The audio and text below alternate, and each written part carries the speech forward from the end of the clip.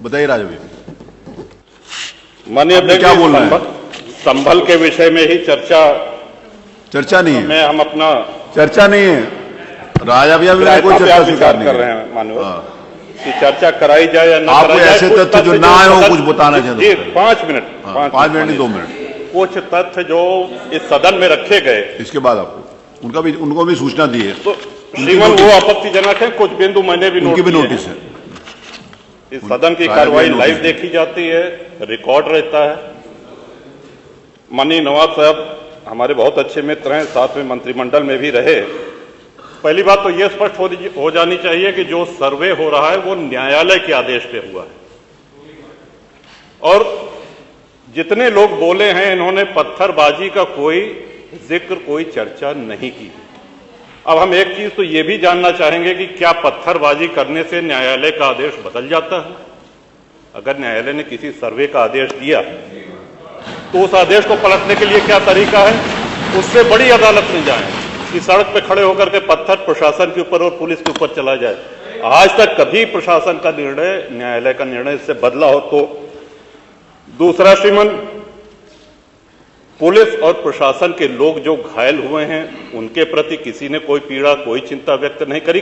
बहुत गंभीर मामला है ये। ठीक उसी तरह है जैसे बहराइच में 22 साल का एक नौजवान राम गोपाल मिश्र, 4 महीने पहले शादी हुई थी उसकी, हत्या कर दी गई। इतनी निर्मम हत्या करी गई, इतनी गोलियां शरीर में मारी गई, हाथ के नाखून भी निकाल लिए गए।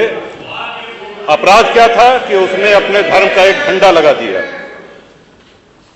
श्रीमान, इसी चर्चा में एक बड़ा रोचक तथ्य सामने आया। माननीय नवाब साहब ने कहा कि कुंदरकी में लूट हुई है, लूट करके, वोट लूट करके ये विधायक बन गए हैं, वरना कुंदरकी में 65% मुसलमान हैं, 35% हिंदू हैं, तो रामवीर सिंह कैसे जीत जाता?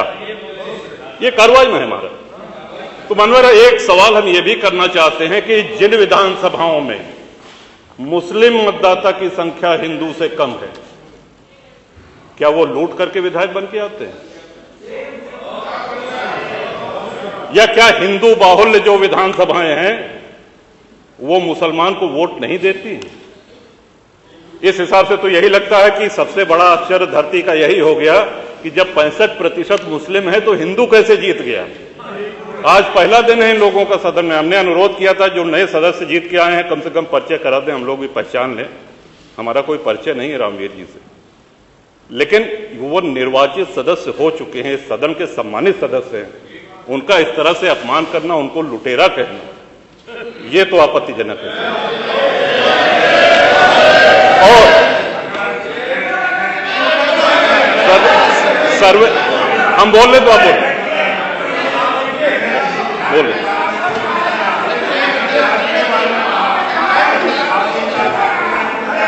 माननीय अध्यक्ष जी, 2 मिनट में अपनी बात 2 मिनट में अपनी बात समाप्त कर रहा हूं। 2 मिनट में अपनी बात समाप्त कर रहा हूं। हम लोगों ने भी बड़े धैर्य से सुना। तो इस सदन का एक क्राइटेरिया, एक मापदंड क्या ये तय मान लिया जाए कि जहां हिंदू अधिक है वहां हिंदू विधायक को ही जीतना चाहिए, मुस्लिम विधायक सिर्फ वहीं से जीतना चाहिए जहां मुस्लिम की आबादी 50% से अधिक है? अगर ऐसा नहीं हुआ तो ये मान लिया जाए कि वोटों की लूट हो रही है, या विधायक लुटेरा बन के वोट को लूट करके जीत करके आया है, बेईमानी से आया है? तो श्रीमान, ये तो इन शब्दों को कार्रवाई से हटाया जाना चाहिए। ये सदन के विधायक का अपमान है। और एक बात और कही गई कि सर्वे शांतिपूर्ण चल रहा था। एक हिंदू होने के नाते, एक सनातनी होने के नाते माननीय अध्यक्ष जी, हम तो ये कहते हैं कि न्यायालय किसी भी मंदिर पर सर्वे का अगर कोई आदेश करती है तो मैं नहीं समझता कि किसी भी सनातनी, किसी भी हिंदू को कोई आपत्ति होगी। हमने किसी के धर्मस्थल तोड़ के अपने धर्मस्थल नहीं बनाए। करें जहां करना हो सर्वे करें, हम कभी गुम्मा अद्धा नहीं चलाएंगे, हम पत्थरबाजी, हम न्यायालय के निर्णय का सम्मान करेंगे। तो शासन का काम, प्रशासन का काम तो न्यायालय के निर्णय को लागू कराना होता है। तो इसलिए माननीय अध्यक्ष जी, इस पे चर्चा कराई जाए। चर्चा में भाग लेने की इच्छा इधर भी है, इधर भी है, बहुत से लोगों की है, और चर्चा कराई जाएगी तो बहुत सी सच्चाइयां सामने आएंगी। बहुत बहुत